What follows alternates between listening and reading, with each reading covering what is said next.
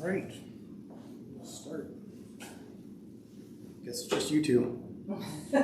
New people.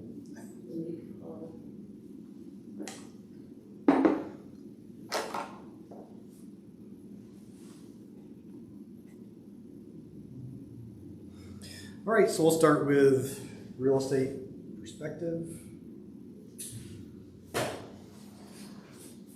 So this is the first in the Momentum series by Remix. So there's the 13 modules. I think I sent a list out a couple months ago. There's like the FSBO bootcamp, expired listings, pricing, all that kind of stuff. So the reason they put real estate perspective first is because it's about getting like your business in order, like what are your goals? I mean, the big thing is what is your financial requirement, because we work everything backwards from that. Like I want to make $50,000, $75,000, $100,000. So once we know what call it your entrepreneur's mantra, it is unacceptable for my business to profit less than blank. So we're not talking about gross commission income. You know, they always give these awards at conferences, right? Hey, someone produced $100,000 in gross commission income, like big freaking deal, like took home 40, you know.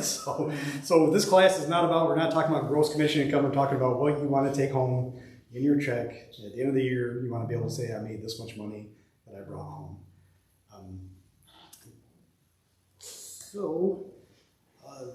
First thing, irrefutable fact number one, real estate sales is a get-rich business. Notice we don't say get rich quick, because it's not. Really, it's about doing the right activities throughout the day and filling your day with dollar productive activities and working a full 40-hour work week. That's why I tell every new agent that starts, if you treat real estate like it's a full-time job, you'll be successful. People kind of get into the habit of, well, first of all, a lot of people are not self-driven, right? Like if you give the average person, hey, go out there and work a solid 40-hour week and go make some money, probably not going to do it if they leave it up to themselves, right? So it's like someone who's like out of work or broke, like they're not going to go buy a bottle of Windex and a squeegee and go walk around downtown and ask everybody, hey, can I wash your windows for $10? They're not going to do that. But there's very few people that are driven enough to go out and sell real estate productively and work a full 40 hours. That's why 70% of the people, 7 out of 10 people that get their license every year, they don't make it because they don't know what to do. They don't know where to get business. Their broker sucks, whatever it is. They don't work it out. So what do we work? Well, basically we work to fund our lives, right? We work to make money. We work to do fun things with our family. We work to invest so we can retire at a decent age with money. I don't know about you, but I don't want to be one of those real estate agents that's still showing houses when they're 80 because they have to. There's plenty of people out there still working referrals and working their friends and family and doing stuff like 5, 10, 15 transactions a year because they want to. But there's a lot of realtors out there that are 70 that are still working because they have to, because they didn't plan ahead, they didn't invest, they didn't take any of this money they made in the whole 40 years of their career and set themselves up for success. For me, I would love to. Well, one of the reasons I opened the office because I was hoping to help other agents grow and not have to sell real estate anymore, but that's not the case yet. Not quite there, almost. But it's really about you work to fund your life because you want to work on yourself. You have to work on your relationships and then your finances. Right? There's only 24 hours in a day. How are you going to split that up to get the best balance possible? There's no real. People say work-life balance, like it's never completely balanced, right?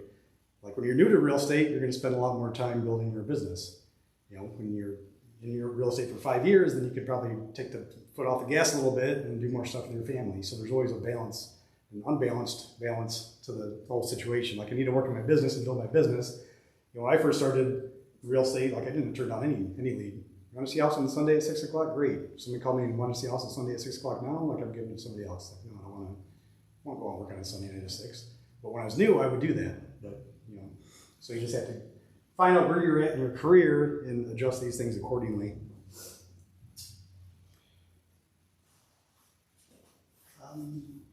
You don't live to work, you work to live. Creating an unlimited life of abundance requires both time and money.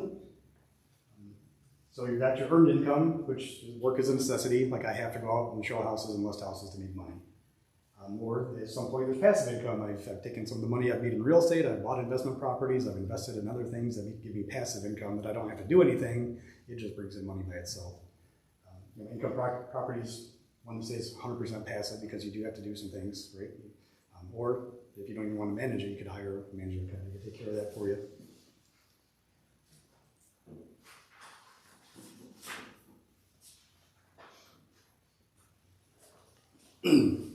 So you may have heard of Robert Kiyosaki. He wrote the book called The Cash Flow Quadrants.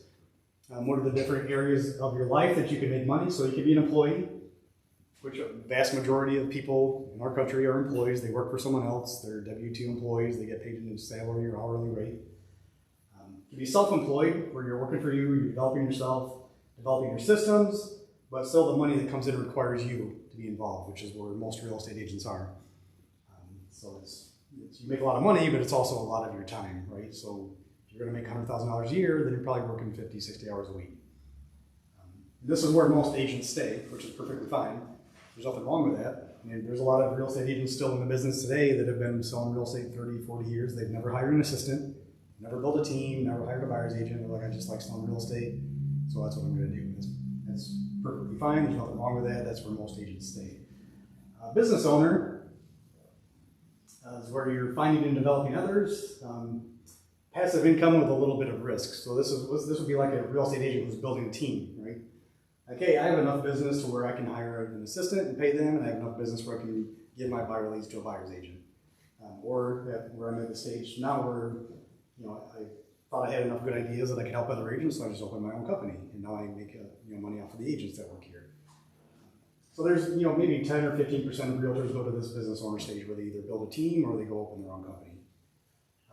And why it's passive income with risk is because the risk is involved if you're building a team, opening a brokerage to where you're giving business to others. Now you're like kind of like, hey, this is my business, but the risk is I'm giving it to you and expecting you to do what I would do and close it. Right? The final quadrant would be investors. So that would be where you have completely passive income without risk. You're either making money off of investments you made, or you own apartment complexes or something huge like that, and hiring out management companies, and you're just not doing anything. You're just collecting the money at some stage of your life. Ideally, this is where most people want to be when they're 60, 65 at the latest, or 70 at the very latest, probably. Right? So, or earlier. I mean, I've known some people recently that are like my age, and they're like, yeah, I've worked in my factory for 30 years and I'm retiring. I'm like, 48? What the hell are you doing? What do you mean you're retiring? That's so young. A guy I went to high school with, he went in the Air Force and he ended up working for Boeing as a mechanic, and for 30 years he worked for Boeing, and he was like, I'm retired. I'm like, well, what the hell are you going to do the next 40 years? And out is like, Right? It's not 1965, like no one's retired at 50 anymore. Mm-hmm. That's what are you going to do? Exactly. Well, I mean, I guess you can find a hobby or whatever. So the only options that truly allow for an abundant life are on the right side of the graph. So that would be the business owner and investor. Again, there's absolutely nothing wrong with staying here and just deciding what your financial requirement is. I've interviewed agents that have come to talk about working here, and they're like, 20, 25 houses a year is all I need to sell. That's where I'm comfortable, and that's where I want to stay indefinitely. I don't have any interest in building a team. I don't have any interest in selling 80 houses a year, making $200,000. Like, if I make $80,000 a year, that's good. That just keeps the rest of my life in balance to where I'm not working on crazy hours, and that's this is where 90% of realtors stay. If you have any questions, please feel free to type up. So most people don't progress because they place limits on themselves, which usually show up in the form of excuses of why they can't.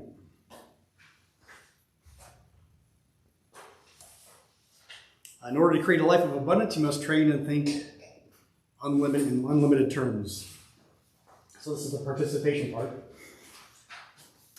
So write down 5 limited beliefs you possess, either about business or your life or income ability or things like that. If you can't come up with 5, that's fine. Just come up with a couple and we can talk about it. I'm going to go turn the AC down a little bit.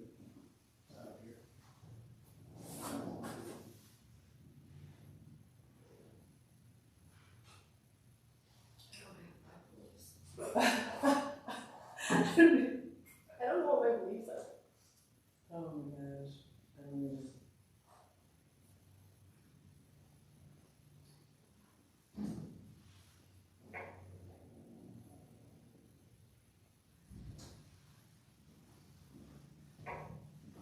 So an example of like a structure of the sentence would be like, I can't do this because this is in my way. like one that a lot of people used to think around here when I first got into real estate is like, well, you can never sell like 100 houses a year. There's, we're in Illinois County, it's a small market. There's no way you can sell 100 houses a year. But now today in 2021, there's, the top 3 or 4 agents are selling 100 houses a year just because they built a team and they put things in place where they're more efficient with their time to be able to do that. So that would be an example of a limiting belief. Like you put a cap on certain things in your life because you think, I can't accomplish that because this thing is stopping me or this situation is my way.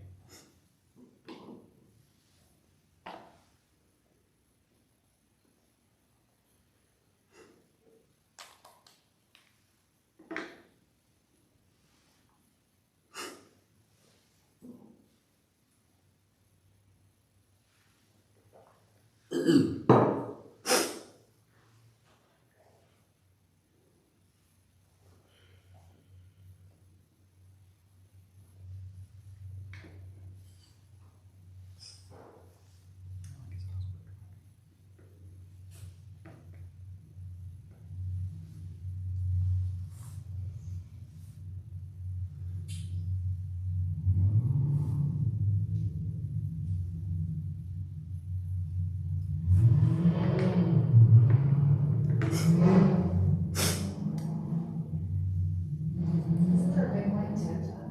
How are you driving the wheel? So just give me one. If you came up with one so far, I don't want to see this. I see the smoke rolling out of your ears. Yeah. I just put, because I do this all the time, I can't make as much money in Illinois County as I could if I worked in Washington County. Okay. No, that's a good one. So we could talk about some, actually the next page would be that. So rewrite that, your limited belief as an unlimited belief.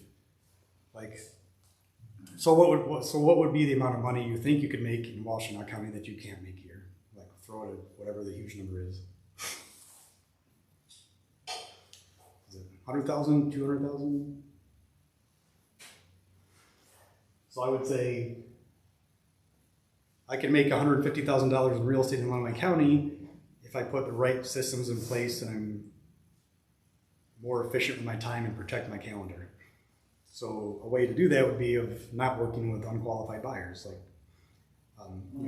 Amber said she had a meeting with the young professionals group and a bunch of other young realtors in there, and they were talking about getting buyer agency contracts signed before showing homes, and they're all like, "No, we just have them sign there right before closing." I'm like, "What?" so of course she says, "Well, no, we sign those when we start working with a buyer. Like this is how you protect your calendar, protect your time." So yeah, you can. If you're more efficient and effective with your time, you put systems in place and only work with qualified, motivated, and loyal people, then you're going to make 100,000, 150,000 in this market. Because I can tell you right now, there's at least the top 20 realtors in Illinois County are making over $200,000 a year. It's not hard to figure out. Like, hey, they sold $10 million in real estate, times that by 3% times their 70% or 80% split, they're making a couple $100,000 a year. I can make as much money working in Illinois County as I can in Washington County by focusing on lake listings. Remax Irish Hills, that's all Mark Riggle does. He sells $300,000 to $1 million properties. Every day. He sells about half as many homes as I do, but he makes twice as much money. Right? And the Irish Hills area, most of it is in Illinois County. So that's just an example of how to take that limited belief, like, oh, I'm never going to make as much money as an Ann Arbor agent, by saying, well, I can make that much money by focusing on luxury listings or lake listings or that kind of thing. So that can be an exercise like to go through just any time when you have those negative thoughts inside your head, like, oh, I can't do that because of this. And, okay, how can I get around that negative thought of why I can't do that?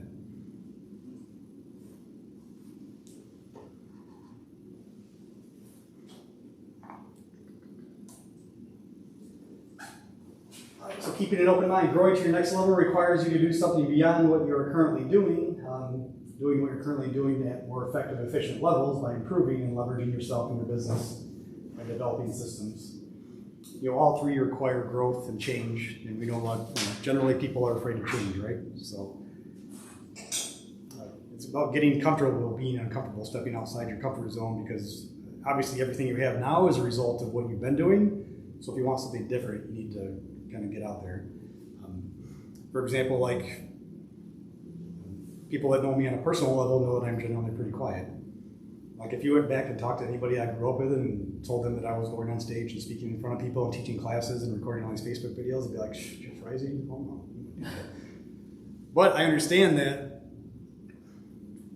and that's one of the reasons I sucked at selling real estate to begin with. Like I'm not a people person at all. Like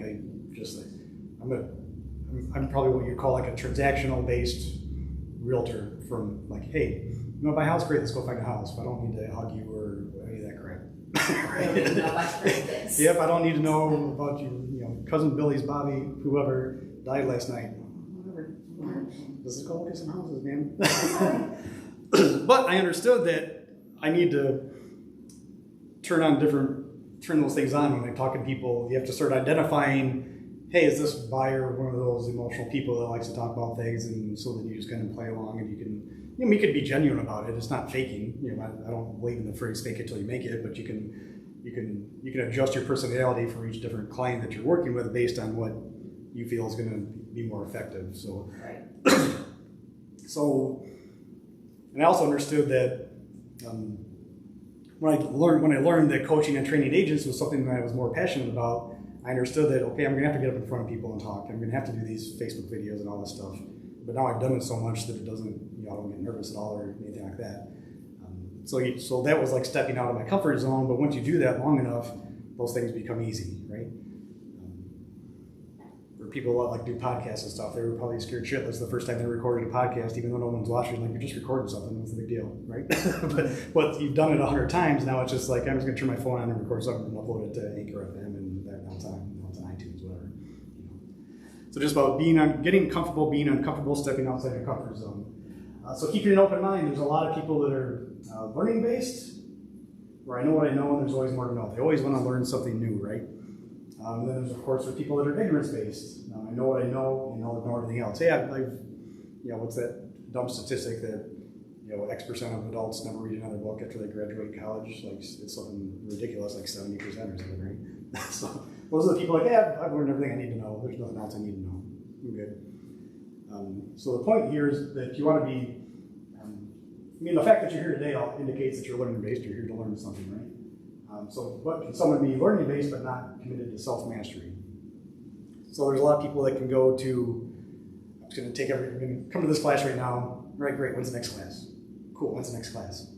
When's the next class? So they just go class to class to class to class, watch training videos on YouTube, do this and this and this, but they don't take the time to commit to mastery of what they've learned. Like, so the point is, like, you need to be learning based, but you also need to be committed to mastery and practicing these things and getting good at them before because you can fill your head with knowledge, but it's the action that makes you the money, right?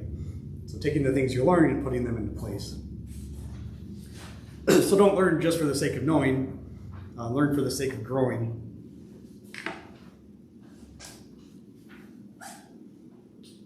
So there's a different graph that explains that. Learning to know, they seek knowledge, they seek knowledge, they seek knowledge. So again, they're just coming back to class to class to class, and someday they can go on Jeopardy and win $1 million, whatever, because they know a lot of stuff, right?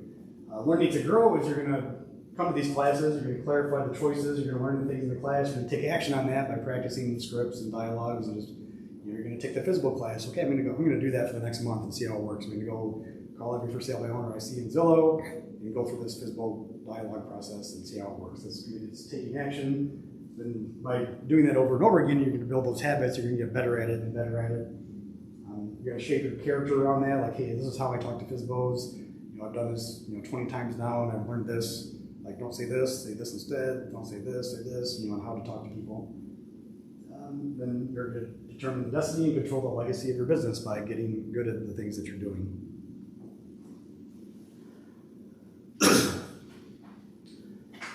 So learning new and irrelevant things may be entertaining, but it doesn't increase the bottom line. What increases the bottom line is your willingness to study, practice, and implement the vital activities of a thriving agent. So again, we're going to study, practice, and practice those things with other agents in your office or by yourself or whatever.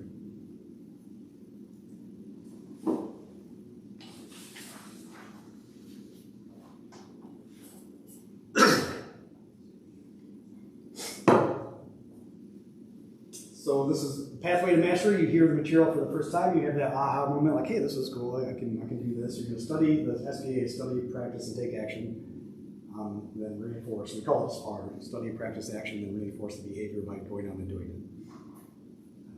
So you study the material, you practice it with someone else, you take action by going out and doing it, and that reinforces the confidence in you to go and do it again. Yeah, I took the physical class, I sat with Sarah and we practiced dialogues and scripts for an hour, and then I called some FISBOs and I got a listing. Hey, and it worked. That reinforces the behavior, right? Because it worked.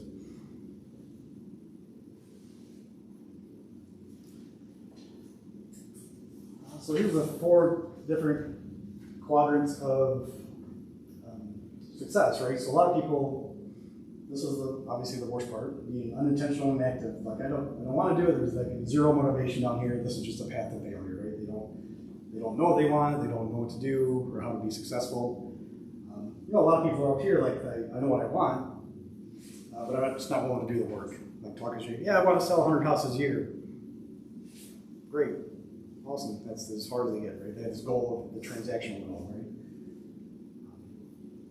Then the next level up would be you're accidental and proactive. You don't know what you want, but you're working hard. You're a lot of activity in your business, so things are happening.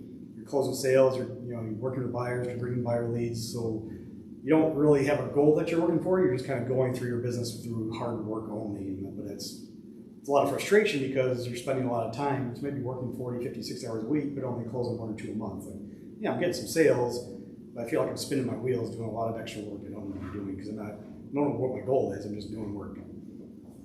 This is the place you want to end up being is intentional and proactive that leads to abundance. Like I know what I want. I'm taking the steps to get to it. Like I know I want to sell 50 houses this year, so I know that's approximately 4 a month. And then here's what I need to do. If I'm going to sell 4 houses a month, I need to be working with 8 buyers at a time. If I'm going to be working with 8 buyers at a time, I need to be calling 30 buyer leads a week to try to convert them, to call 30 buyer leads a week. I need to do this and this and this. So once we know that financial requirement, transaction goal, we can work all these numbers backwards into what we actually need to be doing on a daily basis. Because just showing up and be like, yeah, look, I got a new buyer lead on Facebook, I'm going to call them. Now I'm going to go do this, I'm going to do this. Like, so you're still getting some activity done. You still might even be filling your day with 8 hours of work, but you're just kind of spinning your wheels, being frustrated down here because I feel like I'm doing a lot of work, but I'm not getting anywhere, right? We've all been there with a lot of different things in our lives. I feel like I'm doing the work, but nothing's happening. But being intentional and proactive is where we want to be.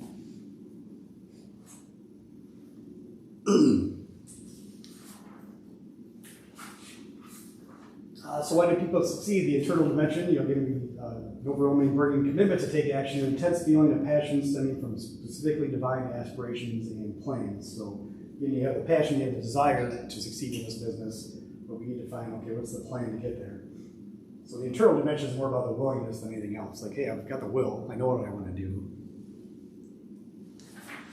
But the external part is moving forward to the environment that best supports your goals, seeking out training, systems, tools you're going to put in place, your relationships you need in your business to achieve those goals. We're going to talk about ancillary services like support staff, things like that, and like things that are going to help you with your business. So the external dimension is more about the abilities. Like, hey, I've got the internal desire. Externally, what am I going to do to get there?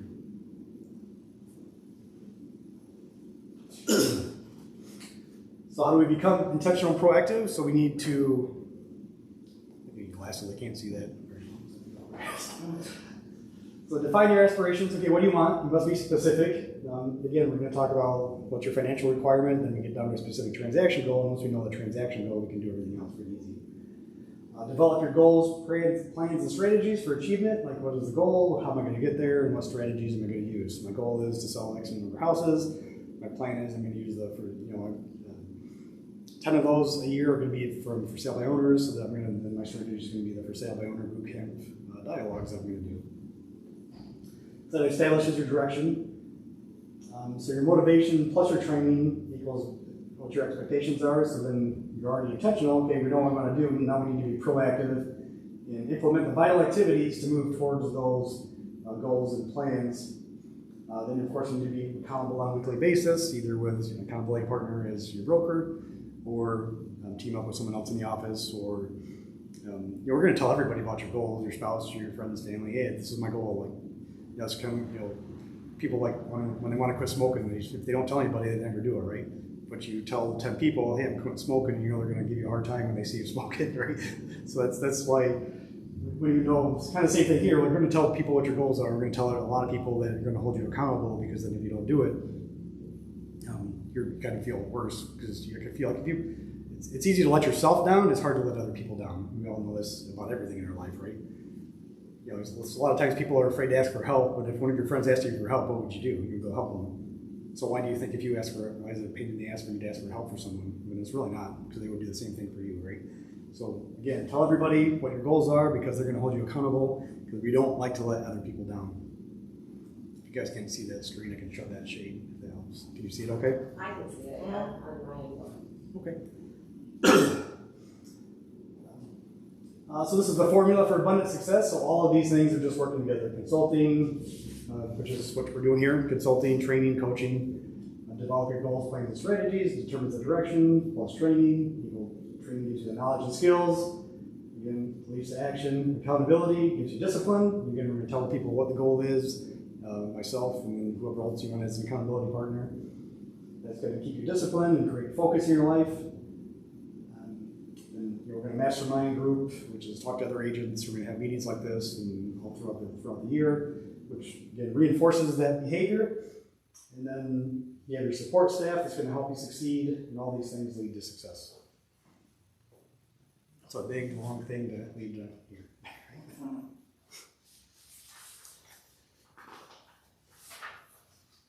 So this class, we're going to also define your aspirations. So what do you want? In a macro sense, what needs funding in your life? We're going to talk about, hey, I want to make this much money, but okay, why does that number exist?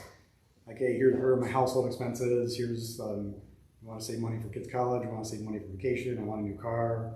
Whatever it is, we're going to, in a macro sense, what needs funding in your life? So my retirement, my household. I'd love to have a couple $100 a week just to do whatever I want, but I don't have to worry about it, whatever it is, right?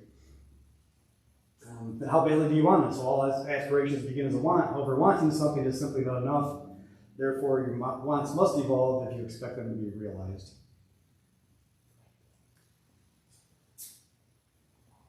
So the 4 stages of aspiration. So of course you want something, so you define it, you talk about it. We all know talk is cheap, because if most people stop there like, hey, I want to sell 50 houses a year because I want this. Great, well, how are you going to do all that, right? Desire, moving toward it as long as the path remains easy and convenient. Okay, I want to do X, and if it's easy to get there, I'm going to do it. That's the desire, right? So the passion is, the passion zone is where you're willing to suffer for, you're willing to give up a couple things to get there.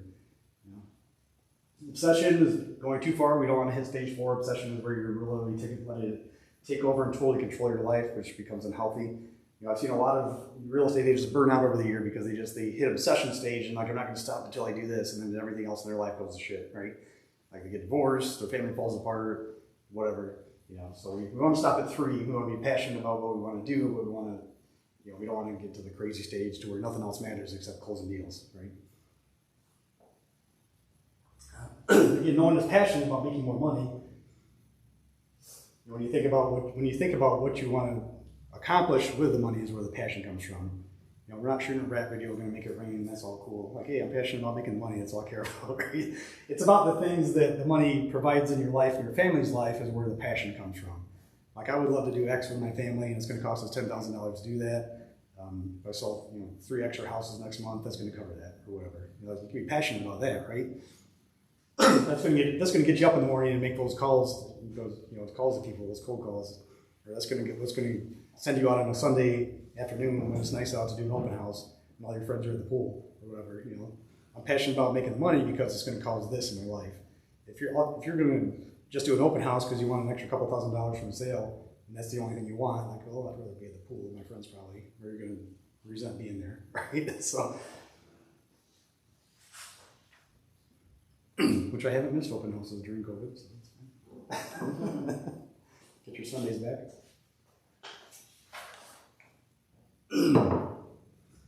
So why is that important? To find the passion link. So when you attach your personal needs, wishes, and dreams, and endowments to your career activities, you in essence create the passion links. Like, hey, here's what the money's going to provide in my life. This is why I'm passionate about it. So why is this important? So you can look at your business in two ways. Like you get to do this because it provides X, or I have to do it because I have to pay my mortgage payment, right? So when you get to it, you have a passion about it. It creates pleasure. Like, hey, I love working with people selling homes. So that you're more likely to embrace that as who you are, and you take action by, sitting down and learning scripts and converting buyers and doing open houses and things like that. But then you also find it fulfilling because this money that you're making is providing those things that you want in your life. If you're on the have-to side, it's a chore, it's a pain, you don't want to do it. Like, I don't really want to do that open house, it sucks, whatever. And you resist it, again, you're going to just have a bad attitude at the open house. You're probably not going to talk to people or convert any leads. They're just going to come in and out, and you just wasted 2 hours of your life, right? You're going to procrastinate making calls. Like, hey, I've got a bunch of Facebook leads or Zillow leads, but I have to call those people today. Man, sucks, right? So it just leads to a lot of frustration because you have to do it. It's a chore. You don't want to make those calls. You don't want to do the open house, and then you're frustrated because you're not making any money. Like, why am I not making any money? It's because you have a crappy attitude, and people can tell, right? So we're going to define your financial requirements. So what needs funding in your life? Your family expenses, savings, retirement, college, early retirement, general investments. A lot of people say, I want to buy one rental property per year. So that's going to be one of your things. Okay, if I'm going to buy one rental property per year, what do I need to save for a down payment or whatever to pay off debt so you can be qualified for more, to get second home loans or whatever to buy rental properties. Vacations, hobbies, new home, new car, second home, any charities you would like to donate to.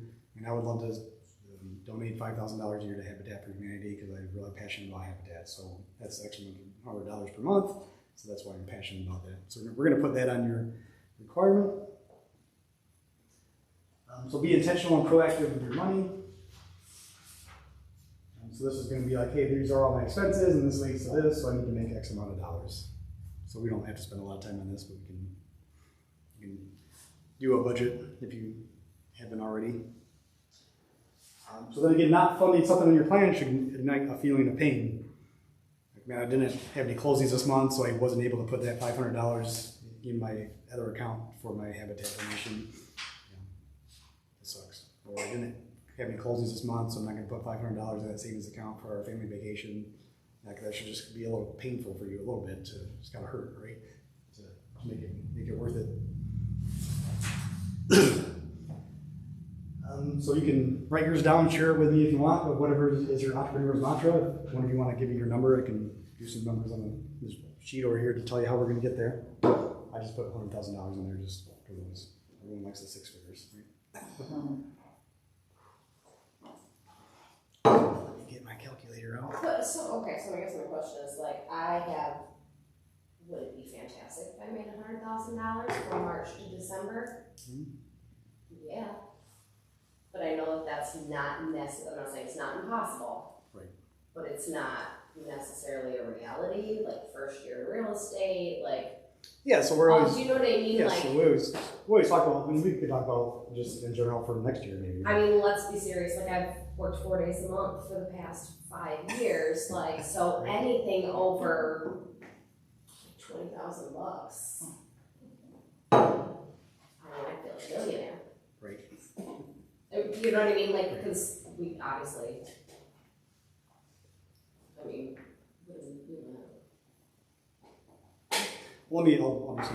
I'll just use the 100,000, then we'll just calculate it out here. So I'm going to do it because obviously solo agents are on different commission split than buyer's agents on my team. So I will do it as if. So the funny thing is, I've done this before to where $100,000 for solo agent versus $100,000 for buyer's agent. It comes out to about the same number of transactions, simply because the solo agents have to pay their commission cap, the solo agents have all their own expenses, etc. So while you're on a higher commission split, you're paying all your own stuff, you're on my team, you're not paying for anything, but you're on a lower commission split. But just so you know, when I get the number, it's pretty much the same number for both. But I'm just going to do, so instead of figuring out the buyer agent split, I'll just do the regular one. It's easier that way. So I will, let's say someone wants to make $100,000. Solo agent. we need to figure in, can you see that?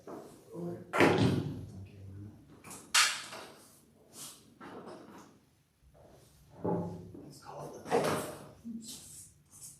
We don't make these things for left-handed people. Path to $100,000. So if you're a solo agent here, you have a $26,000 commission cap. 270 or 275 times 12 to remax, 3,300.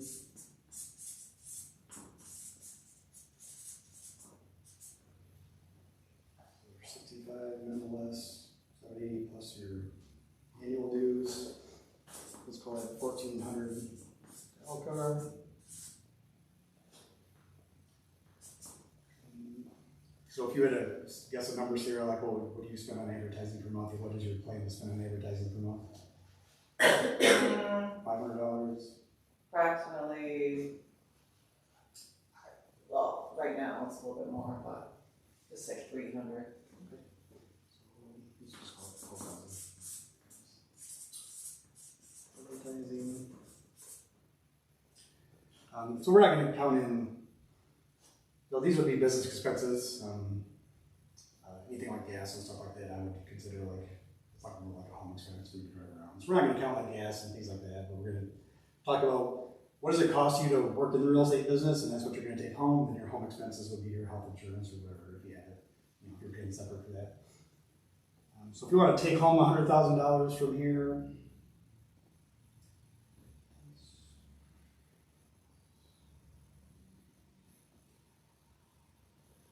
So you need to get 134,700 from your commission split.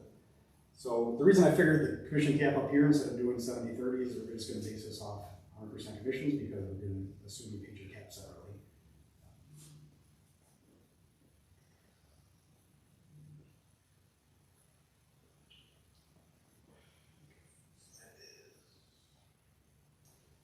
Let's say our average sales price right now is 175, which I think it's more, but I would be conservative.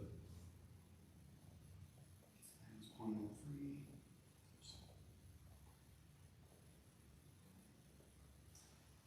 That is a 50, 250.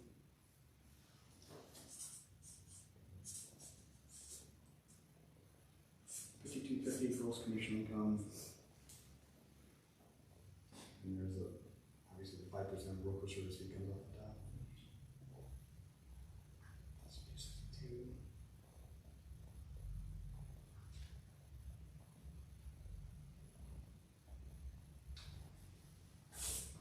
Minus 5%.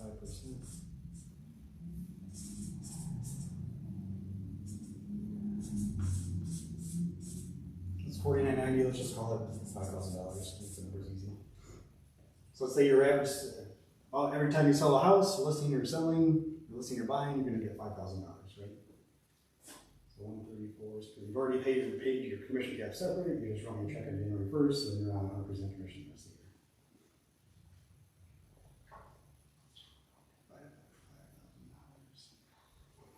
So that equals 20. Well, 26.94, let's call it 27 transactions.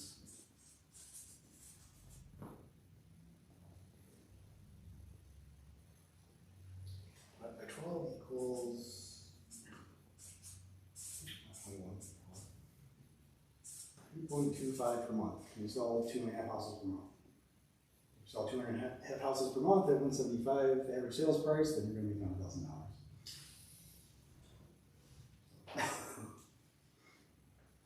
And then, believe it or not, like I said, if we did the numbers for buyer's agent, because we're going to take all this out, even though you're not getting 70% or 95% or whatever, like it still comes about 25 to 30 houses a year.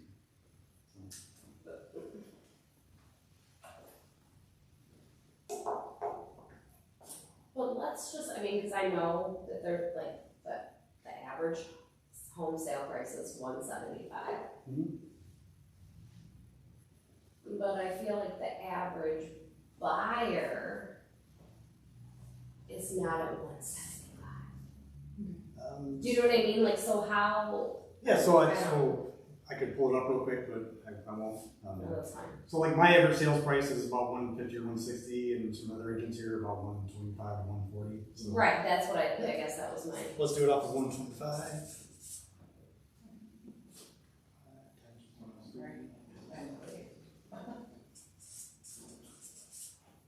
3750 GCI, and minus the broker service fee, all that stuff. So let's call it 3600. So then 134,700 divided by 3600. So it bumps it up about 10. So it's about at 125 is 37 transactions. So a little over 3 a month. Okay. So either a little over 2 a month or 3 a month based on sales price. So even at 125, which would be like the lowest of the low. I think if you look at all of the agents in Elkhart and look at everyone's average sales price, like the lowest is probably about 120, 125. Because you're gonna have those. Is there even $80,000 houses anymore? There's one, and no one's buying it. So you're right. So Right. I mean. so being conservative, you can plan on to get there, you need to sell about 3 houses a month.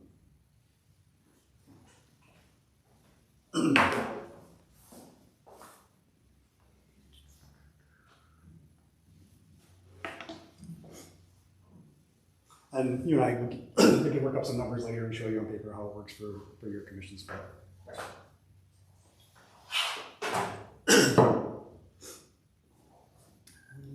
Okay. So that is the end of part 1. We can take a 5-minute break if you want. Need some more water. We can get through part 2 in about half an hour if you want to take a minute.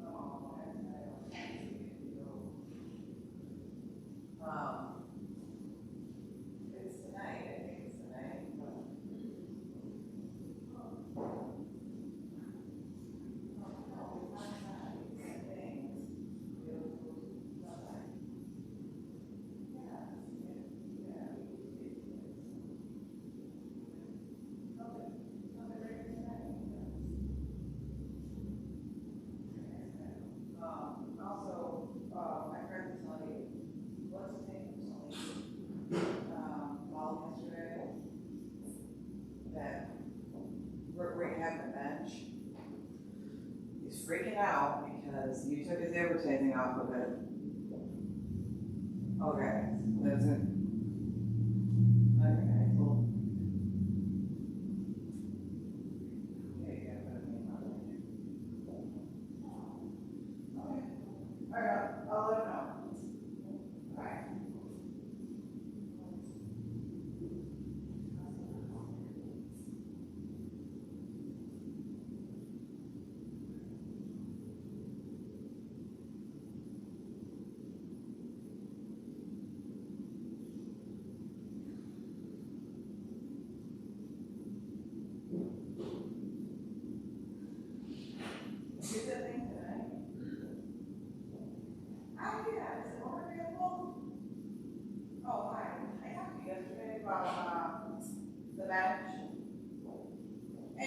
yeah, he's making you a new sticker.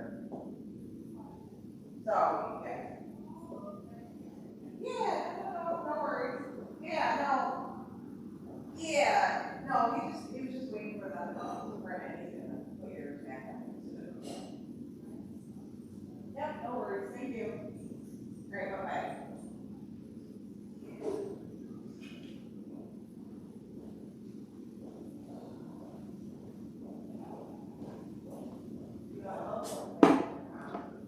Oh, I know.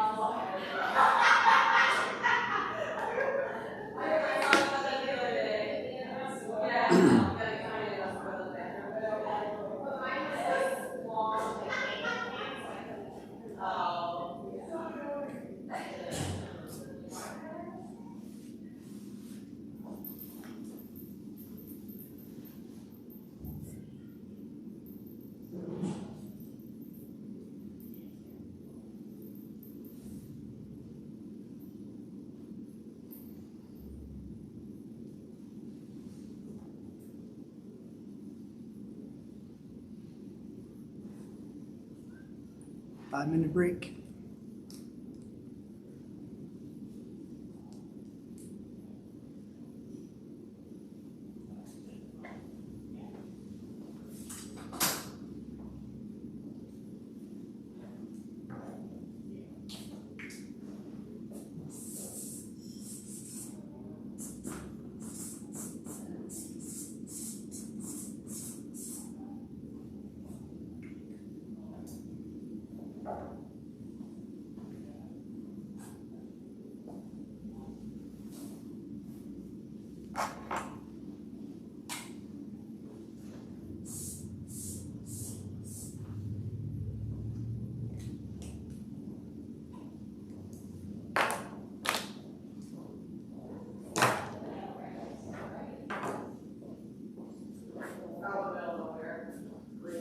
It's like Amish country. Show house, get some bread and butter. We're on Facebook Live. Huh? We're on Facebook Live. We don't discriminate against Amish people. No, I would just said I wanted bread and butter.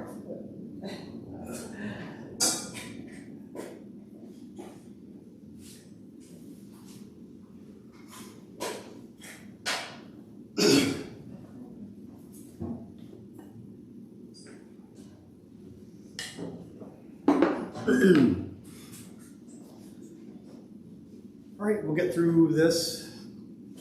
So this just kind of breaks down the basic part of real estate where you talk about the numbers. Okay, yeah, selling 36 houses a year sounds like a big number. It is. It's not easy. But it's, okay, how do we, if we want to sell 3 houses a month, we need to be working with X number of buyers, we need to be making X number of calls. And we're just basing these numbers off of basic, what I've learned throughout the years or what Remax has collected data from other top producing teams around the country. So real estate sales is basic. It is. It's not complicated, right? Work with motivated, qualified, and loyal people. Fill your day with productive activities. Work a solid 40-hour work week, sometimes more. But no one here is working 80 hours a week. I can tell you that. I mean, right now because it's really busy. Like most of the top agents here are working 50 hours a week or so. But generally throughout the year, on average, you're probably 40 to 45. So. But again, we do that by working with motivated, qualified, and loyal people. You don't want to sign a buyer's contract? Okay, see you later. There's other buyers. I got a long database of thousands of people I can call if you don't want to sign one. And you're going to miss one. You're going to say, dang it, I saw that person bought a house. Like, yeah, but if you do that every time, I'm hoping that they're going to buy a house, then you're going to waste hours and hours of your time every week based off of one potential lost sale. So that's really the hard part, especially for new agents when we get to that point. Like, well, what if they buy something? What if they are qualified? What if, then you find out you got burned a month later because like, hey, Bill, how's it going? Oh, I closed last week. What? What are you talking about? I showed you 50 houses. Yeah, but I blah, blah, blah. My cousin Betty's daughter just got her license 2 seconds ago. So I used her. Right? So again, we just want to make sure we're working with motivated, qualified, and loyal people. Working a solid 40-hour work week, and while you're here, while you're committing your 8 hours a day, you need to be doing something. There's another top agent that he went from like zero, like right into the business. His first year, he sold like 35 or 40 houses, His next year he sold 50 houses, so I had lunch with him one time. I was like, how did you do that? It's pretty uncommon for someone in their first year to sell that many houses. He's like, I didn't have any downtime. Like, if it was at the office, I just found something to do. Like, one of the things he did was he would go through his phone, long list of hundreds of people, if not thousands of people on his phone, and he would just text them a picture of his business card. Hey, just a reminder, I just got in the real estate business, if you know of anybody. So if he had did all the stuff he was doing in the office, he was on floor time, didn't have anything to do, he was like, we're going to text my people my business card. Just remind them that, and again, we're just always reminding people, of course, that you're in the business. Don't be a secret agent, right? So again, real estate sales is a numbers game. So today we're going to talk about the 28 beliefs, the 3 different business models, 8 different functions, all these different things that come into play in your business. And it's a lot of numbers, so that's why you have the book. You can read through this on your time later as well. But we're just going to talk about the basic fundamentals of why real estate sales is basic. It doesn't have to be complicated. Every thought has a physical consequence. Beliefs determine our perspective, they justify behavior. In order to stay focused on the right activities, you must establish and internalize positive, productive beliefs. The beliefs you possess about your business act as behavioral filters, and when pieced together, begin to create and shape your legacy. I talk all the time about sound mind, sound body, sound business. Just all these things have to work together in order to create a positive attitude, because whether you think it or not, if you have a crappy attitude or you're depressed or you're down about something, your clients can tell. And it just kind of puts them off a little bit. So the beliefs you possess acting as behavioral filters. A really good example of this is right around 2008, 2009. The foreclosure crash last time. My business was awesome. I was listing foreclosures for banks. It was great. I was doing fine because I went out and found the business, right?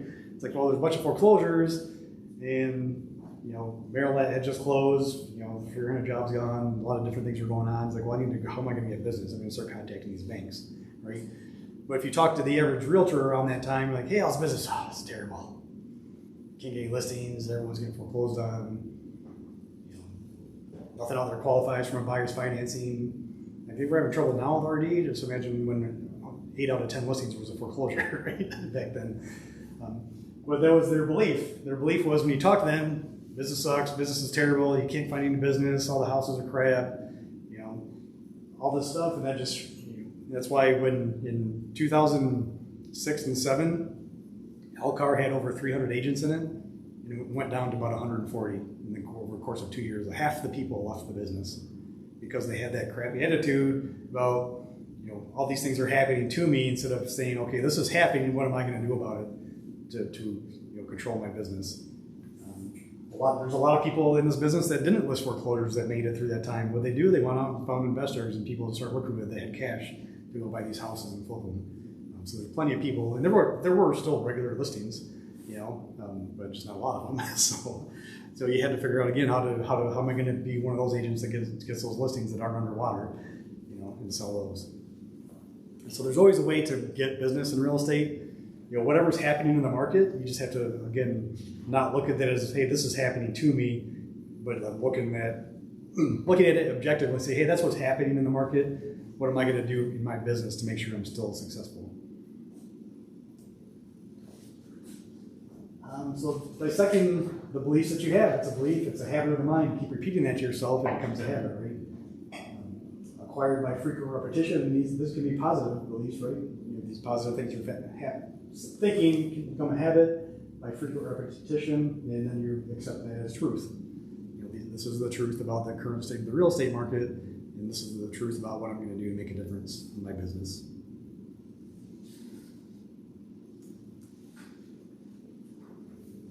Now, the importance of establishing beliefs, the truth about truths. What you frequently think becomes internalized and accepted as truth. And we all know that to be true, right? You might think some negative things about yourself or others. You might know people that think negatively all the time. That becomes their reality. Like we create our own reality by the things that we believe and we accept as truth in our life. You might think someone thinks a certain thing about you, but you've never talked to them and asked them about it. You just kind of made that up in your mind. Like, I think that person doesn't like me. But that's your truth, that's your reality, and then you're just always going to not get close to that person or not talk to that person because you just think they don't like you when really they probably don't. But you don't know because you never asked them, right? But that's your truth, that's your reality. You've accepted it as truth because that's what you think. Again, truth, what's internalized guides your thinking and thus your behavior. Hey, I think that person doesn't like me, so I'm going to avoid them every chance I get. They show up at the same party, I'm going to go to a different room. If they show up, I see them at a restaurant, I'm going to pretend I see them at the grocery store. You like this? Well, I do that for everybody at the grocery store. Whether I like them or not. Whether I like them or not. Just trying to get the shit done here. Having well-defined beliefs makes it easy to say yes or no.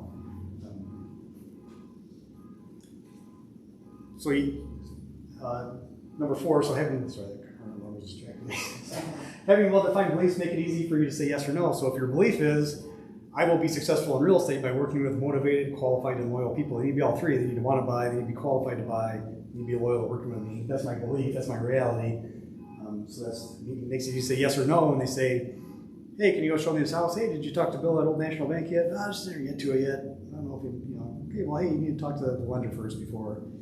It's easy to say yes or no to those things if that's your defined belief, that I'm only working with motivated, qualified, and loyal people.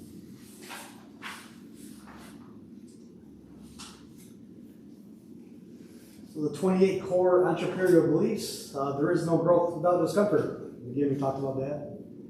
I live in a world of abundance. That's a really good one to internalize, especially in this business, and that makes it easy again for you to say no to those people that don't want to sign the contract and don't want to talk to the lender first, right? The market does not and will not determine my income. Again, no matter what's happening out there in the market, there's always people making money in real estate. You just need to decide if you're going to be one of those people that becomes a victim of the market or a victor of the market. Like, hey, I know what's happening out there, but here's what I'm going to do to be different. Like, hey, I know it's really hard for my buyers to get offers accepted right now, but here's what I'm going to do to try to make sure that happens. I'm going to call the agent first. I'm going to write, I'm going to put a summary sheet in the front to make it easy for the agent. I'm going to talk to them about buyer commitment payments. I'm going to talk to them about making sure they use conventional financing if they can versus FHA or whatever. So again, my only limit is time. That's true.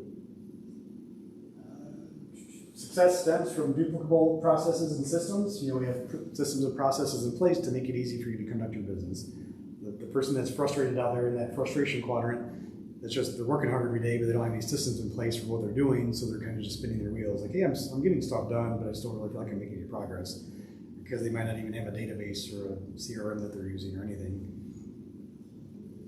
People have lived before me, so that's a good one for like the real estate business. So there's other people out there that have been through these kind of things before I got into this business, and they were successful, so there must be a way to do it, right? It's win-win or no deal. We're going to talk about that a lot when we talk about buyer conversions and listing conversions, about creating these win-win relationships. Like, hey, Mr. Buyer, I'm going to work really hard for you. I'm going to show you homes that that are in your budget. I'm going to make myself available for you between 8 a.m. and 8 p.m. every day if you need something. If a hot listing comes on the market that I think you should see right away, I'm going to call you instead of waiting for you to see the email. I'm going to work really, really hard for you, and the only thing I expect from you is that you're going to work only with me as your real estate agent. Does that sound fair? So that's a win-win deal. Like, hey, you're going to win because I'm going to work hard for you. I'm going to win because I have some faith that you're not going to bother calling other realtors looking at other houses. Cost is only the issue in the absence of value. It comes into play for a lot of different things as far as like your advertising and things like that.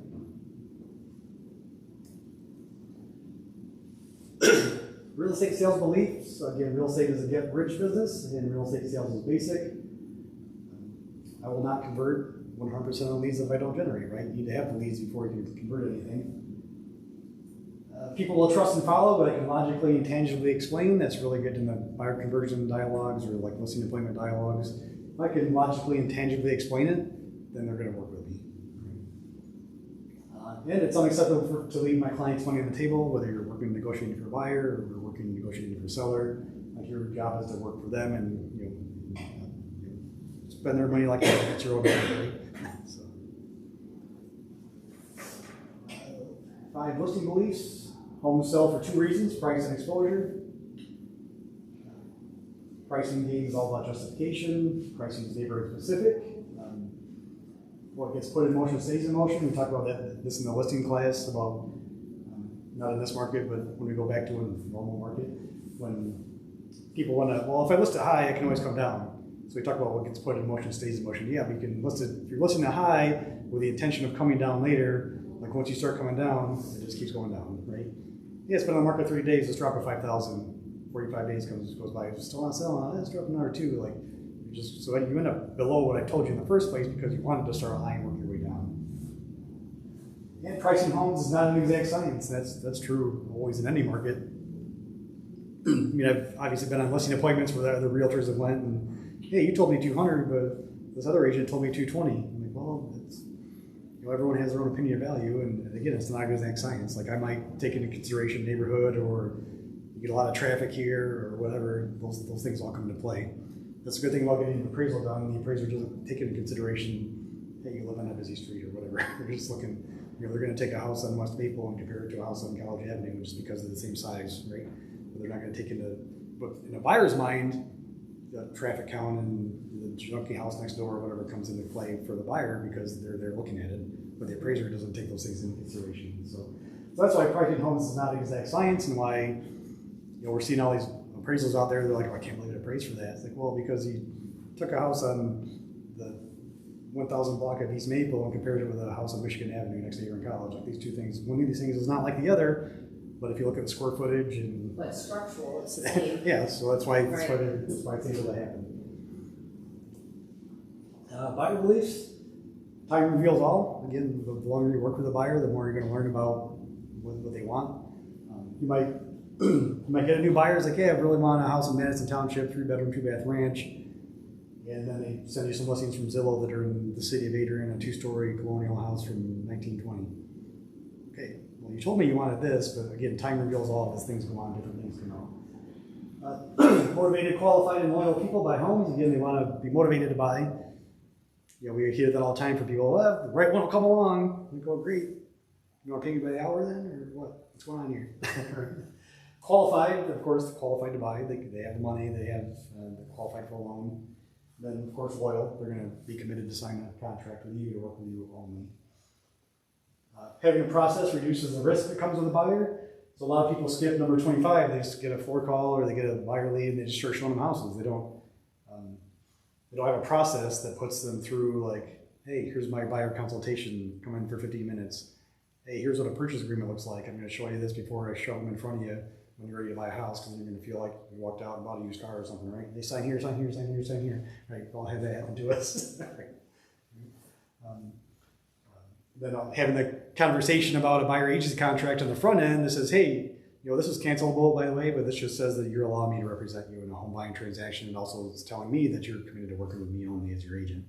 If you see a house, you're only going to call me. If you see something online, you're only going to send it to me. If you're going to an open house, you're going to tell them you're working with me. Those kind of things. But if you don't have that process, then you don't know what's going to happen with that buyer. They might, first of all, you haven't talked about how the home buying process works because you didn't do your buyer consultation. You didn't talk about a contract because you were afraid to ask them to sign something. Well, if I make them sign something, they're going to leave. Well, good. Leave. Whatever. That's fine. If they won't meet me, they're not a buyer. Hey, can you come in the office? I have a home buyer consultation class. It takes 15 minutes. I want to talk about how the process works. And that's also when you add on at the end the buyer agency agreement. I can't do that. Too busy. So you want me to drive to Morenci and show you a house, and you're going to spend 2 hours doing that, but you can't come in the office for 15 minutes. Okay, next. See you later. But it is okay to send them the video, though, right? Oh, yeah. Well, we've been doing that due to COVID. Right. But yeah, if you're going to get face-to-face with them at this point, it's better. But, right. A lot of times what some agents do or have done in the past is if they don't want to come in for the buyer meeting, but they're looking at a house in Adrian, they just say, hey, well, just meet me at the office real quick before, 15 minutes before, I got a couple things to go over. And usually they're okay with that. Like, yeah, house is in Adrian anyway, right? Right. So just swing by the office and got a couple papers we need to go over. My A buyers deserve my immediate time and attention. Your A buyer, just think of A equals appointment. A equals appointment by, I've got an appointment for a buyer consultation, or I'm actively showing them homes. And again, we leave every appointment with another appointment, right? I just showed you a house. Hey, I'm going to call you tomorrow and see what you thought. We're assuming they didn't write an offer right away. So your A buyers are who deserve your immediate time and attention. If you got a B buyer or a C buyer, that's the, hey, if the right one comes along kind of thing, then they're not going to get your attention from you every day. They're going to contact you when they want to see something. So think of it this way. Your life aspirations, again, your financial requirement, determine the economic model, the operational model are the strategies, the organizational model are the functions, and then that all equals the activities and performance standards at the bottom. So we're going to go through these 3 different business models today. Your economic model is what your business must do. Again, what's the financial requirement? Operational model is how your business will do it. The operational model could be the for sale by owner boot camp, the expired listings boot camp, buyer conversion, open houses. In the organizational model, who in your business will do it? And most of the time when you're new to the business, this is just you. Like you're the one doing everything, right? Except for the contract, it goes to the ACA, which takes some tasks off your plate. So the economic model is driven by your profit requirement. Hey, I want to make this much money. Then we figure out what is the average commission rate, that determines your transaction benchmark, and then your financial statements. Again, what is your budget as far as your business goes? Economic fundamentals, you'll lead with revenue, limit debt, and maintain a reinvestment strategy, and keep expenses low in your business. The biggest mistake a lot of new people in business make is like, I'm going to go spend $1,000 a month on Zillow and $500 a month on Realtor.com, and then 4 months later they're broke and they haven't closed anything. There's a lot of things you can do when you're new to the industry that doesn't require spending money. Like you need to completely exhaust your sphere of influence, family and friends. Like tell everybody, sell real estate. Again, keep your expenses low. That's going to make you successful your first year in the business. Which, Sarah, $300 a month is really good. Well, I mean, typically I try to only spend 100, but right. Lately it's been a little bit more. So then your summary of business models, real estate beliefs, your real estate priorities, what do you do for lead generation, lead conversion, lead generation strategies, operation fundamentals, knowing your value proposition. You need to sell yourself. You're not just selling houses, you're selling your services. Like, hey, why should you work with me? Why should you choose me as your realtor? And there's 220 other ones out there. In study or dating, master your model. Whether you're, I'm gonna do the open house business model. I'm gonna nail that. I'm gonna do open houses every weekend. That's how I'm gonna be successful.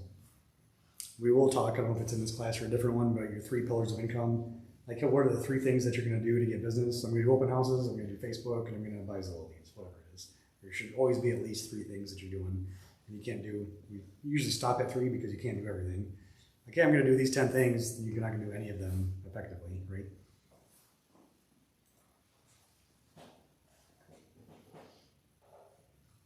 So listing beliefs, and we're going to go through these.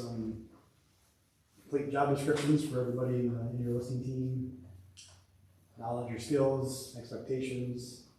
Define your ideal candidate. Again, who's your ideal client? Like, yeah, well, I want to make $250,000 a year, but I only want to sell 20 houses doing it. Well, then my ideal client's a lake owner, or a lake buyer, right? Well, where do we find lake buyers? Well, we know if we find lake buyers, we need to be advertising, running Facebook ads in Toledo and Metro Detroit, right? Or Lansing, that's where these people come from. I'm not going to find a lake buyer for Devil's Lake $1 million property in Addison, Michigan, unless they're moving from another lake house to a bigger one, right? So to define your ideal client, who's your ideal client? And that can be different for different stages of your career. Like, Amber, for example, her ideal client is someone right around her age. That's very active on social media, and she's getting all of her business from Facebook and Instagram. That's her ideal client. Those people aren't my ideal client because they don't want to work with me. They want to work with someone like them, right? My ideal client's a Generation X person that's about my age, or 35 to 45. You can't work with everybody, but you can work with the people that want to work with you, right? You just need to figure out who those people are, right? And that makes it easy for you too. Like, I'm not going to go try to work with 70-year-old people who don't want to work with me, right? Or 25-year-old buyers who don't want to work with me. Like, I'm an old person to them. They don't want to work with me. I know because when I was 25, anyone over 40 was old. Right?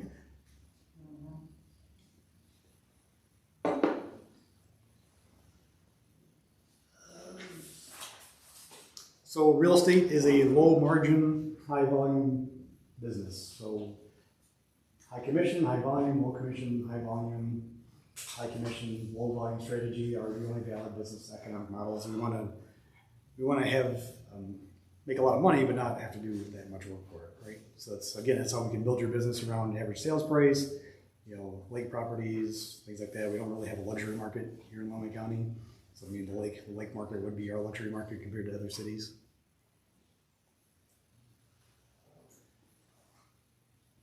In the basic economic premise, low margin times high volume equals high revenue minus low expenses equals high profit. So we still want to be up here, but we don't want to spend $10,000 a month, on advertising. So we already did calculating your transaction benchmark, your desired profit, operating expenses by your average commission rate, and we determine that by your average sales price equals the number of transactions. So we know that even if you're the lowest of the market at $125,000 average sales price, selling about 36 houses a year is going to get you close to $100,000. And that's not easy. I mean, you think, 3 a month. Well, 3 a month is easy because it's three a month consistently throughout the year. That's where it gets hard, right? Because you're going to have 1 month you're going to do 1. 1 month you're going to do 4. 1 month you're going to do 4. Yeah. And 1 month you might do 2. Well, so I'm still not on track at 3 a month then, right?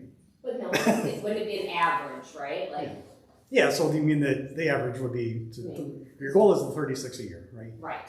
Which that's why people need to really adjust quarterly or monthly, at least quarterly looking at, hey, I didn't sell 9 houses last quarter. I only sold 6, so that means I'm 3 behind. That means I need to sell 4 a month next quarter, right? Right. So that's where people don't hit. That's why a lot of people don't hit this 36 a year because they don't pay attention.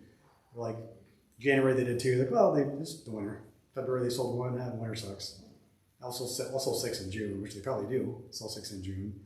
But then, August, September, October, they sold 2, and next thing you know, they sold 23 houses for the year. They come anywhere close to 36 because they didn't pay attention to where they were. Right. So adjusting this quarterly is where the magic happens, right? Hey, I only sold 6 houses January, February, March. That means I need to sell an extra house a month for the next quarter.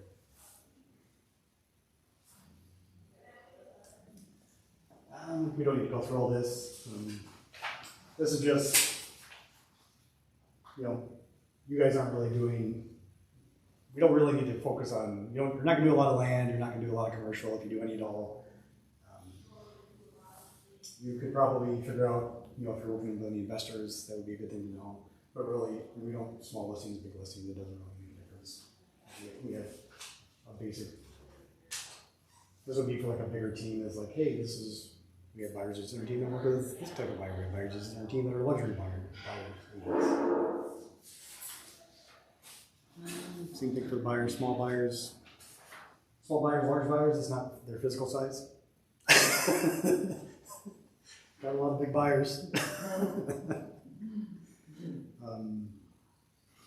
Doubles would be a buyer who's also selling, so we have a buyer, but they also have a listing, right?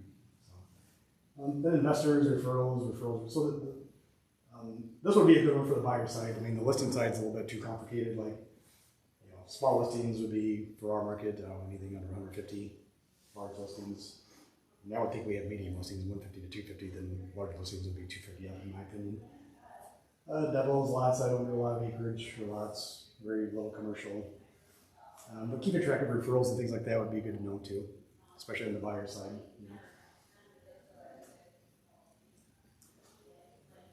So this is a basic real estate operational model. You're going to see this in every single class we do because it's going to be in the physical class, it's going to be in the open house class, it's going to be in the networking and farming class.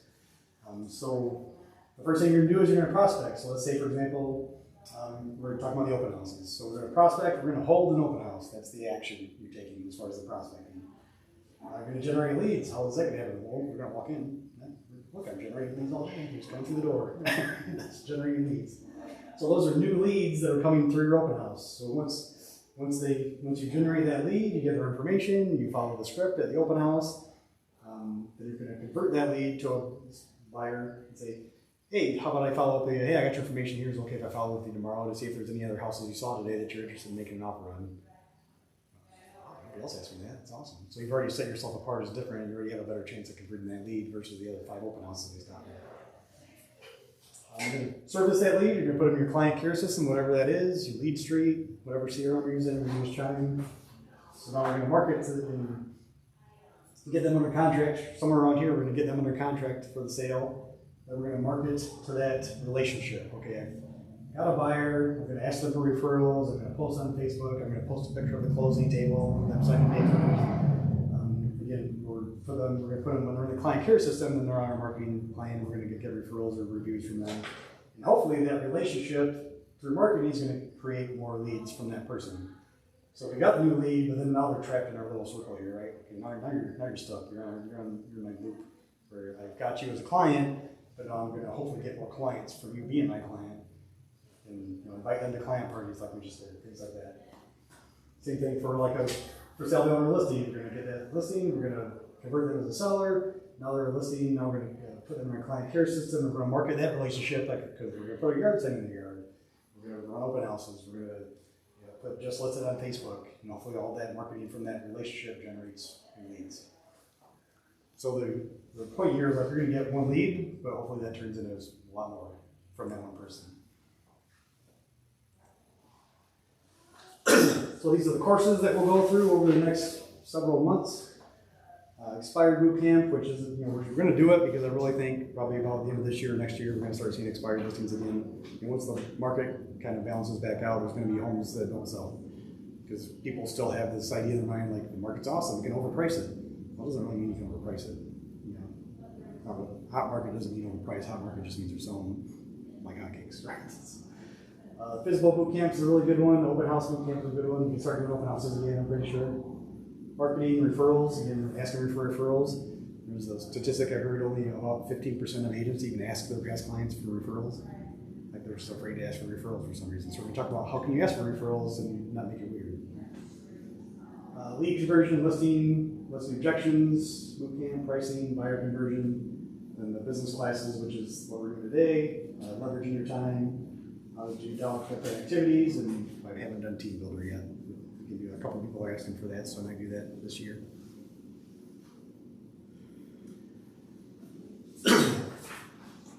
So the lead generation plan is that's called the know, do, have. What do I need to know? What do I need to do? And what do I need to have to be successful in real estate business? So what do you need to know? Like we'll use the open house example again. So what do you need to know? You need to know the open house scripts and dialogues. What do you need to do? You need to do the actual open house. And what you need to have is the actual physical materials you need at your open house. You need a sign-in sheet. I need some buyer guides, whatever. Know, do, have. So there's a know, do, have for every single one of these classes we're going to do. So your lead generation plan, putting together plans will force you to strategically analyze each component of your operational model and help you determine your business strengths and weaknesses. Weaknesses will then determine the training and development you need throughout the year. So, like, man, I'm afraid to talk to for sale by owners. They don't want to work with a realtor. Why would I call it for sale by owner? It's scary, right? We're going to talk about, hey, here's how you do that. Here's how you develop that relationship. So when they are ready to list, they'll call you, right? Because one thing that we can teach in the for sale by owner boot camp class is that there's a lot of different revenue sources from the for sale by owner. Well, number one, it'd be awesome if you got a listing. Number two, you might have a buyer. You might legitimately have a buyer for it, right? When you do talk to them, you might help them find their next house. Hey, I understand you want to sell your house yourself. Perfectly understandable. The market's dumb right now. Anybody can stick a sign in the yard and sell their house, but do you need help finding your next house? Because I've never heard of it for sale by buyer. Or for buyer? What would that be called? Find home by buyer? Find home by buyer. So you could get a listing, you could sell their house to a buyer, get 3% or 4% hopefully. You have to do all the work, and then you could also help them find their next home. You could ask them for referrals. Hey, I work with a lot of buyers. I'm a buyer's agent for my team. Do you mind leaving my flyer out or my business cards out? If you have some buyers come through your house and they don't want to buy your house, maybe I can work with them, something like that. So there's like 4 or 5 different ways you can make money off of calling for sale by owner other than getting the listing. Same thing for the lead conversion plan. What do you need to? What's the know do we have lead conversion? We're going to talk about that in some future classes. The basic operational model we just talked about. What are the 8 positions of a real estate business? There's dollar productive positions and there's administrative. So we talk about making sure we're doing dollar productive activities because there's people that get paid by salary or by the hour to do the other stuff, right? So you're either a listing specialist, buyer specialist, team leader. Sometimes you're all of these if you're a solo agent, like you list, you sell, you're your own team. administrative positions that exist in the business. We don't have all of these, but we do have a closing coordinator. That's Bianca's job as far as the closing department. So again, this is supposed to free up your time to do these, right? You don't want to process your own closing file. That's dumb. Who wants to do that? Right? That's right. We're paying someone to do that, and as an agent here, you're basically paying for part of that. Like the money you bring in helps pay for staff, so please use the staff. Because that gets you back up to here. Like I'm not going to screw with my closing files once it's under contract, so I can go back out and work with more buyers. So why do most agents move towards stuff, or busy work, we like to call it? Think of it this way, 75% of what takes place in your business is administrative, and 25% is actually dollar productive. So some of this administrative stuff you're going to do if you're a solo agent, like you're going to write the offer yourself, right? You're not going to be like, Bianca, write an offer for me. So there are some administrative things that you have to do, as an agent. But you want to try to focus mostly on dollar productive. So the problem is that most agents do this. They're dollar productive 25% of the time. They spend 75% of their time over here when they don't really need to because it feels like they're doing something. Like, I'm doing something. I was at the office all day. What did you do? Stuff? I don't know. Selling houses? No? So, and it's really totally unconscious. I mean, no one comes in and says, well, I'm going to do this because it feels like I'm doing something. I feel like it looks like I'm doing something, right? But it just, people naturally gravitate towards the stuff because they want to feel like they've been productive. They've been here all day. I mean, I do the same thing. No one's immune to this stuff. Everybody falls into it. So the 14 responsibility, there's 7 vital listing and 7 vital buyers. So the vital listing responsibilities would be lead gen, lead conversion. Administrative prep would be for getting all the listing stuff ready for your listing appointment. Marketing and exposure for the listing. Presenting and negotiating offers. Closing preparation, which would be, notification number 6, and we're talking about the administrative portion.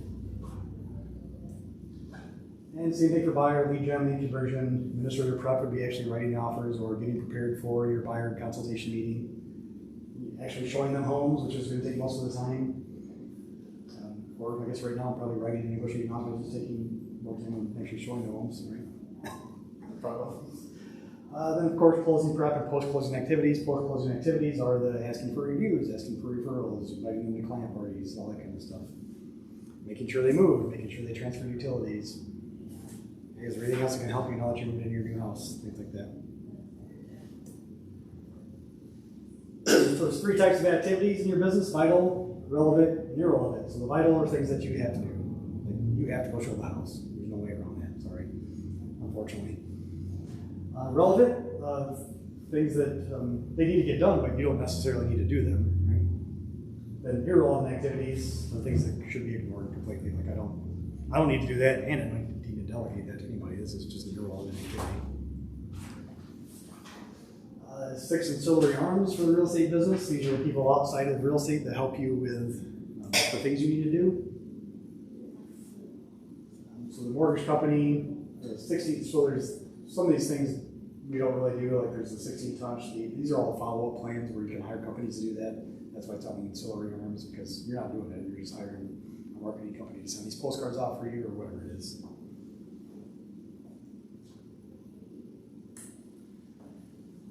The basic organizational chart for a real estate business.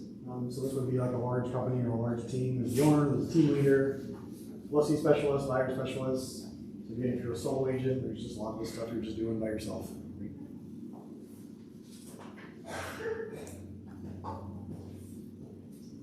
47 vital listing activities. So of course there's lead generation. So that's finding sellers face-to-face, phone calls, mail, email, sale by owners, expired listings, traditional social networks in your sphere of influence. Just sold notifications, could be just sold postcards, just sold posts on your Facebook page. Then geographic farming of neighborhoods, postcards, things like that. Lead conversion, these are all the lead conversion activities that take place. So I'm not going to spend a lot of time on these slides because we're going to go through these, and this is like an overview of what we're going to talk about in these classes. So. The administrative traffic real estate appointment, measure the rooms, get your photographer there, put a sign lockbox on, those kind of things. marketing and exposure of the listing. Presenting and negotiating offers, these are all the tasks associated with that. And the closing preparation and post-closing activities. These are the same thing for the buyers. Just you break down those other seven things into deeper, more detail. Like so you can find the buyers, networking, open houses, yard signs, home ads, internet. Lead conversion is where you have the buyer consultation meeting, you meet in the office. Administrative prep. You write them a thank you, send them a thank you card after your buyer consultation meeting. Hey, thanks for stopping in. Looking forward to working with you. Verify the price range of the lender, verify the price ceiling of the buyer. Hey, I understand your lender approved you to $200,000. Is that what you really want to spend? No, I want to stay at 180. Okay, great. We'll send you homes for 180. Need closing costs included? Yeah, we want your lower closing costs. Okay, I'm going to send you houses for 160. if you want to go to 180. The actual showing activities. Of course, writing and negotiating offers. Closing prep. Post-closing activities to make sure we get repeat business. We want to keep them in that loop right after the post-closing. We're going to try to market that relationship to get more leads into our system. Door knocking is a good one. We can probably start again. Hey, I sold a house down the street. Anybody else in your neighborhood that's thinking of selling? Or hey, I had 3 buyers or whatever. I had 3 buyers for the house on the street. Only one of them got it. I got 2 more. You might have 3 buyers that want the same house. That happens a lot right now, right? So this is a dollar productive food chain. We talked about this. I put this on a separate sheet I can email to you as well. But really, here's how you make sure your day is dollar productive. You stop in the office. All right, do I have any closings today? Great, I have a closing today. It's at 2 o'clock. The buyer knows where to go. My buyer or seller knows where to go. They've seen the closing statements. My buyer knows. My buyer has his cashier's check. That's cool. That's all done. So do you have any transactions you're working on today? Okay, I know that I have a closing. Everything's done with that. Just sent an offer to an agent last night. They just sent a counter offer, so I'm going to work on negotiating that today for the next 30 minutes or so. Okay, now that's all that 1 and 2 is taken care of. Number 3, am I showing any houses today? Do I have anything I need to take care of with my clients? And if all of these things are all taken care of or not happening at all, you're straight number the last one, prospecting. Okay, I 1, 2, 3 are done. I won't go there. My showings aren't until 5 o'clock. I've already taken care of all these. It's only 11 a.m. So what am I going to do from 11 o'clock to 4 o'clock on my showing days? Well, I'm going to have lunch, of course. But other than that, I'm going to work on prospecting. So I'm going to do that. When you're new to the business, this can be working on your training, watching the FSBO, looking for the FSBO dialogues, practicing dialogues, things like that. The point is to do this and making sure you're just working 8 hours a day, no matter what.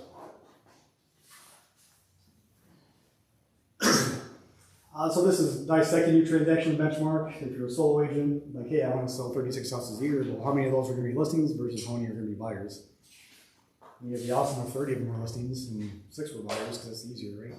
So we're going to talk about, that will just be talking about, hey, dissecting that transaction benchmark and see, okay, how many listings, how many closed, so how many leads do I need to generate to get 15 listings? How many leads do I need to generate to get 20 buyers? Things like that. Conversion rates, these are market specific, so they don't have any actual conversion rates in these classes. We can talk about that one-on-one if you want. Okay, if I want to sell 36 houses a year, then how many buyers? That's 3 months, so I need to be working with 6 buyers. I need to be calling, 10 leads a day or whatever to convert that many.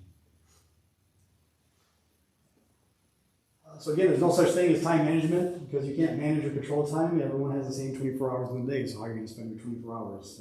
You're not going to change time by getting any more or less of it, but we can control. We can't manage our time, but we can manage our activities throughout the day to make sure that we're being productive. Like if you're working 8 hours a day, you're not selling any houses, then your spouse is probably like, what the hell are you doing all day? You've been going to the office every day for 8 hours for the last 6 months, but you haven't sold anything, so that causes problems, right? So again, that's one of those pain points we talked about, like, hey, there's need to be a little pain associated, like my family's disappointed with me because I'm leaving them alone for 8 hours a day, but I'm not making any money, so what's going on? So we're going to manage our time by making sure we're active and productive during that 8 hours a day because you want to have the fruits of your labor, right? If you want to work 40 hours a week, I want to get paid. So that's a pretty simple concept. So we'll create the time budget and some of the next classes and the activities management classes about controlling your activities. Defining the number of hours you're really willing to dedicate to your work. And people have all kinds of different goals, like I want to take Sundays off. That's what a lot of people do. Like, it's fine, it can work. I mean, I did that for like a year or two back in 2010 or something. Like, I don't really work a lot of Sundays now, but occasionally. I don't work enough Sundays where I have to make that statement in my career, like not working Sundays. Because I usually don't. And if, I don't really even have people ask me to see a ton of stuff on Sundays. Yeah. I think it's a general, people really don't want to have, I mean, Sunday's like the day everybody gets ready for Monday. Right. I mean, one or two here and there. Right. But yeah, not enough to be like, not doing that. Or if you're going to do something like you're going to do the open house boot camp thing, I mean, I'm going to do an open house every Sunday. It's like, well, then you know you're working on Sundays, so you're going to take Tuesday off or whatever, or Tuesday That's afternoon. 2 hours. Right. No, I get it. I agree with you there. But so you're like, I made a phone call. Like 1 to 3. What are you doing from 1 to 3? Right. You got to sleep in, you get dressed, you go sit at a house and talk to a few people for 2 hours, hopefully Right. make some money off of it, then you go home and enjoy your day. Right. I do open houses. Yeah. Unless you have to, stay in somebody else's house. Well, that's one thing we can do. That's one thing you could decide in your business too. Like, hey, if I get a listing, I'm going to list it on Friday. We're going to have an open house on Sunday, and we're going to tell people we're deciding on offers on Monday or Tuesday. Right. Mm-hmm. So that gives you time to have a bunch of showings on Saturday, then you can have your open house and hopefully get some buyers from it, or we'll get a buyer for that house, and then move on. Right.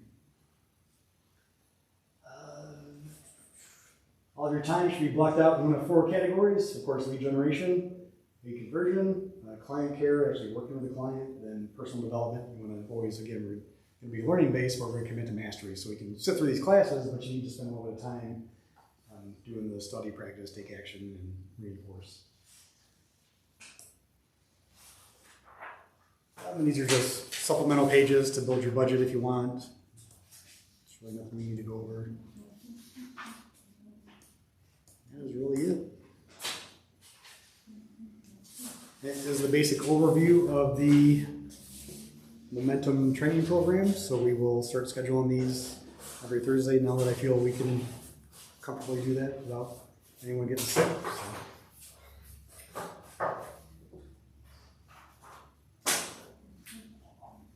So the rest of the classes don't really have any specific order. Is there anything in particular you as the new people would want? Yeah, where's that list of what they were? I do have a question. Yeah. So, you were talking about mailings to expired listings. Mm-hmm. Where do you get the information? Just send it to the house even though you don't have the people's name or what? Or is there in the system, is there a way to look that up? Yeah, you can look up their name on BSNA. Oh, so you have to go to BSNA and look it up. It's not, there's nowhere in, Fair. yeah. I mean, it'll have like Change your, their last name usually. Okay, I never looked up the or if the BSNA. disclosures are still attached to it, you can normally Well, see. I've done that. I've done that. Looked up the disclosures, but, so. Yeah, so pretty much what I've done in the past is just cross-reference it, like, hey, there's an expired listing, go make sure the name matches up in BSNA. Right. Okay. And then, Well, that's what I usually do, go to disclosure. I just didn't know if I'm missing, there's a section where the person's, you know what I mean? it would just be easier to go BSNA. That's all I want to know. I'm cheap though, and I don't pay the $2. Well, yeah, Well, you don't have to I pay. was- You don't have to pay to see their name. I mean, it'll show you their name. And all But that. like Adrian Township, like when you do the townships, it doesn't show, like, they don't have, like the city of Adrian does. Or I just don't know how to use BSNA, it's fine. Well, Can we do the sometimes fire not department everything's in first? there. I don't know. I'll just look at the disclosures still. Yeah. I didn't know if there's a